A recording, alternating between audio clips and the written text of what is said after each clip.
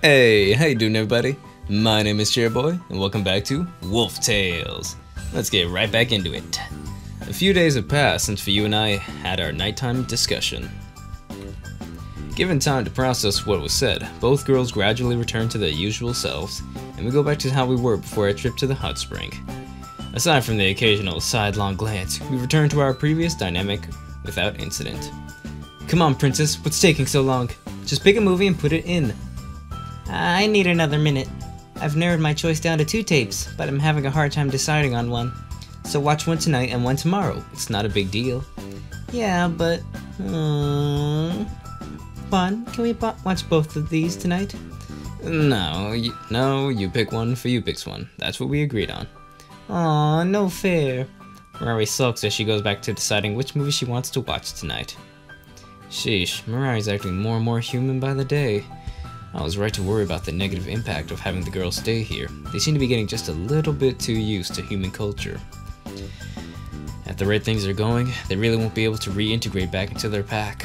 I leave the girls alone and walk into the kitchen. I then turn on the radio to listen for any changes in the weather, and any plans to have the paths cleared. I enjoy having those two here, but we really do need to get them home sooner rather than later. The longer they stay, the more difficult it's going to be on all of us when they inevitably leave. After listening to the radio for a short while, I turn it back off. With a smile on my lips, I return to the living room. Oh well, no use worrying about it while the paths are still blocked. Once a clear route back to the girls' den has surfaced, then we'll talk. Mon, I've reached a decision. You have? About returning home? Uh-huh. Tonight we'll watch the rest of the Grasslands documentary, then tomorrow we'll watch this movie about the Man of Iron. Oh, you were talking about what we'll be watching. Alright, sounds good to me. Though I didn't pick you for a fan of superheroes. Superheroes? Yeah, that second movie you picked. It's about a person with a suit of high-tech armor who goes around fighting bad guys. Oh, is that what it's about? I thought it was an educational film about blacksmith. Why would I even have something like that? In that case I'll pick something else. I'm not fond of violence. Alright, you go do crunch. That. I look down at my feet as I hear a crunching sound from below. When I raise my foot, I notice numerous crumbs of food on the rug. Rory, I thought you were already cleaned the living room today. Oh, here I thought she broke the tape. Oh yes, the food scraps on the floor. My apologies, I haven't started to sweep those up. Sweep them up? Yes, I will start shortly, right after I've picked another movie. No, you don't need to sweep anything up. With a rug it would be too difficult. Haven't you ever heard of a vacuum cleaner? Vacuum cleaner? Never mind. It'll be quicker to just show you how it works.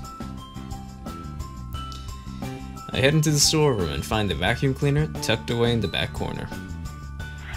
After making sure it's fully charged, I bring it back to the living room, turn it on, and... And they're back to yelling. Juan, be careful, that thing is... Mirari walks backwards into the kitchen looking for a weapon to defend herself with. No, Mirari, settle down. This machine is... Another one! And this one managed to get into the cabin! Quick, princess, behind me! I'll take it out. For you! Please be careful, it already has one cornered. If it feels threatened, it might attack him. Not on my watch. Girls, come on, not this again. I know the noise unsettles you, but it's just a machine. It won't hurt you. That's what you said about the last one, and it swallowed you whole! I'm not taking any chances with this one. Good grief. Yada does it. Start cleaning, pretend to fight the vacuum cleaner. I'ma fight that vacuum cleaner. I feel a little bad about deceiving the girls, but... Whoa! Juan? Watch out! It's going out of control! Yeah! Princess! Grr, you fiend! Get away from her! It's a tough one. For you, don't get any closer. The sight of women excites it. What? Few turns bright red in the face. Contemptible beast! Get away from me! Don't worry, I've got this under control. Just a little more. Got it! Having cleaned the floor around where we usually eat, I turn the vacuum cleaner off. The moment I do, the noise stops and both wolf girls begin to relax. Is it dead? Careful, princess. It may be lulling us into a false sense of security. Allow me to investigate. Okay, be careful. Easy does it. Easy. Now! Hey, what are you? Stop that! The moment Few enters striking range, she lunges at the vacuum cleaner and sinks her teeth into it. For you, stop that! You don't need to attack it. It's already dead, okay? Are you sure, one? Yes, I'm sure, so stop biting it, for you. If you insist. It didn't taste very good anyway. Of course it didn't. It's plastic. Patting herself on the back while enjoying praise from her princess, Fiyu leads Mirari into the next room. Meanwhile, I assess the damage to the vacuum cleaner, which thankfully isn't as bad as it seemed. For crying out loud, how many times do I have to tell those girls? Maybe I should send them to the hot spring or something, the next time I want to use the vacuum, or the truck. I mean, in a way, I guess it's good that they aren't completely used to life here. If they're going to rejoin their pack, then it's for the best that they don't get too comfortable here. But really, of all the things I wish they'd learn while they stay here, not attacking appliances is a pretty big one. Grumbling to myself, I take the vacuum cleaner back to the storeroom and put it where I found it. Still, maybe it wouldn't be so bad if the girls got used to life here. I mean, I do want what's best for them, and I'm certain that what's best is for them to return to their pack. But even so, if hypothetically they couldn't return to their pack, then it's not like it would be the end of the world. Conflicted, I return to the living room. Oh well, I guess it's a needless concern, as long as the path is still blocked. Right now, we're all stuck together, whether we like it or... What? Bang, bang, bang! Princess! Princess, are you there? I followed your scent to this cabin. Please, princess, if you're in there, answer me! Oh, it was a knock. Knock, knock, knock. A visitor? For me? And that voice? Princess, it's someone from our pack. They found a way through the snow. Yes. That must be it. Quickly, quickly, let us eat her at once. With a solemn look on her face, Mirari walks over to the door. She then unlocks the door and begins to open it, at which point, her facial expression changes immediately. Princess! Oh my goodness. What happened to you? Was the trek over here truly so treacherous? When the girls open the door, what awaits them is another wolf girl. Unlike Mirari and Fiyu, however, the girl before them appears to be heavily injured. No. The path is clear. There is no problem there. Before the path was cleared, however, the injured girl looks Mirari in the eye as she speaks. Princess, your mother. My mother? My mother? What about my mother? Is she okay?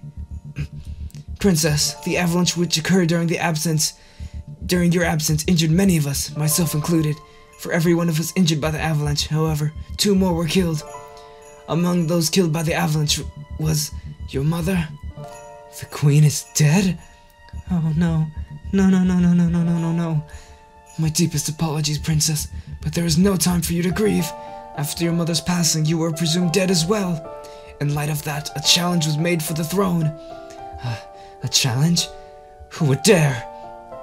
One of the surviving hunters. He took advantage of the confusion and loss of life to declare himself the new alpha male. If you don't hurry back, princess, he truly will become the new pack leader and take you from what is rightfully yours. The injured wolf girl barely remains standing, supported solely by desperation and anger. Princess, did you hear that? We must leave at once. Mother. There is no time for mourning. Even if you wish to honor your mother's memory, then claim the throne she's left to you. But I don't even want the throne. Those words which Mirari cannot say in front of her injured kin are transmitted to me directly, as clear as day. What weighs on her mind is not the leadership of her pack, but the depth of her beloved mother. Unfortunately, the other 2 wolf girls present are not about to give her the time to grieve. Princess, please! You must return and take the throne. Too many of us have already been killed or injured. What we need now more than ever is the stability of the royal family's leadership. I agree, princess. If we do not return now, who knows what fate will befall our pack. Take on the role left to you by your parents, princess. Become our new leader. I understand what you're asking of me, I really do, but... Avoiding the gazes of the 2 insistent wolf girls, Mirari looks to me for help. Staring at me pleadingly, she appears to be on the brink of tears as she seeks my advice. Unfortunately for Mirari, I agree with her clansmen. You need to go, Mirari. What? This is your fight, Mirari. It's for the future of your pack, which both of your parents died to protect. If you don't go, you're going to regret it for the rest of your life. But I stand directly in front of Mirari and smile as I look down at her. It's okay. I'll look after your friend here. When you're done sorting out your pack business, I'll still be right here, waiting to hear the good news. So leave. Return to your pack. And then, when all of this is over, if you still want to come back and see me, I'll welcome you with open arms. I shift my gaze to Fiyu for a moment as I speak those final words. Quickly averting her eyes, Fiyu tries her best to conceal the blush on her face as she attempts to retain her serious expression. Very well. I will go and fulfill my obligation. Let Mirari go, or tell the girls to wait. Oh no! Okay. This is ending time. Let her go or tell the girls to wait. I don't know. I'm gonna save here. Yeah. Okay, I guess I'll let her go. I really wanted to wait, but I'll let her go for now. Let us make haste for you. Yes, Princess, at once. Before we go, if you would. I'll take care of your friend. Hurry back safe and sound, okay? Yes, I'm in your debt, human. Trying her best to remain as serious as the situation dictates, Fiyu leaves with a smile on her face as she hurries after Mirari. Sparing only a fleeting glance as they depart, the two girls soon disappear from my sight, closing the cabin door behind them as they venture out into the snow. Phew, Mirari finally worked up the courage to face her pack, huh? I guess she wasn't really left with much choice. You say that with a smile on your face, but your tone does not match your words. Were you hoping they would stay here instead, human?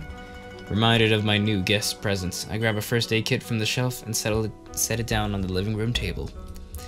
I then motion for the wolf girl to sit down on the couch, which she does obediently. I don't know if I go that far. I mean, I've enjoyed having the two of them around. It's been far more lively living with those two, and I have had fun. But that as it may, I have no intention of stopping them from returning to their pack.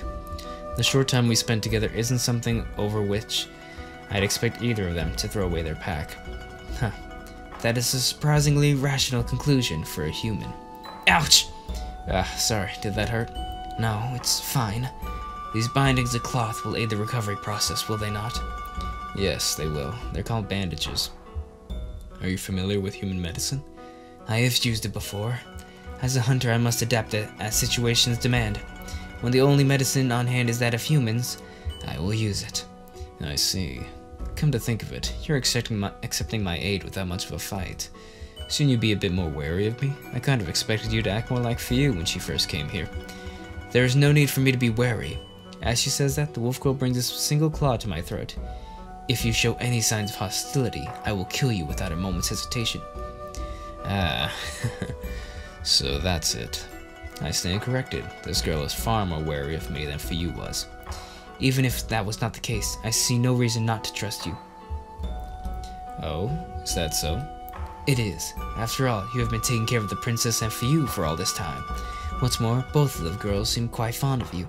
Not just the kind-hearted princess, but even the hard-headed, human-hating Fiyu. If you bore us ill will, you would not be able to gain their trust to such a degree. So that's it. It's been difficult at times, living with those two, but I like to think that we all get along. Yes, get along, you say. That reminds me of the final reason why I believe I can trust you with my care. There's more? You've given this quite a lot of thought. You should be thankful that I have. I usually kill human beings on sight. Gulp. So the other reason is? The overpowering aroma. Huh? Confused by the wolf girl's remark, I sniff my underarms. Not you, fool! I'm talking about Fiyu and the princess. I don't know which of you laid your hands on. Perhaps it was even both. All I know is that from the moment I walked in here, I've been assaulted by the smell of one or both of those girls' pheromones. Pheromones? You don't mean... No, that's impossible. She was just in heat, that's all. My nose doesn't lie, human. Whichever of those girls accepted you as their mate, it is for the sake of their litter that I spared you. Litter? Come on now. We haven't gone that far, you know. For everything that happened since those girls came here, I assure you, I most certainly have not impregnated them. I sigh and shake my head as I finish applying bandages and disinfectant to the injured wolf girl's wounds. Alright, that ought to do it. Stay seated or lay down, your choice. Just make sure to take it easy. You're welcome to stay here until you recover, as long as you don't start attacking my appliances. I do not fully understand what you mean, but I shall accept your kindness nonetheless. You have my thanks once more, human. Leaving the injured wolf girl side for a moment, I return to the kitchen to take a breather. It hasn't really sunk in yet, but the reality of the situation is Mirari and 8'U are gone. But be it temporary or permanent, my wolf girl house guests have finally left. Ha, what a joke. I spent all that time worrying about whether to let them stay or not, then in a matter of seconds they both disappear. I feel like an idiot for thinking about all of this so much. I lean against the counter in the kitchen as the girls' faces come to mind. They vanished as quickly as they appeared, and now that they're gone, I have no way of knowing if they'll ever come back. Will Mirari become the new pack leader after all? Will 8'U succeed in trying to keep her mischievous princess under control? Or will the coup succeed, leaving Mirari without the responsibility she has been so desperately trying to avoid all this time? As a specter of not knowing begins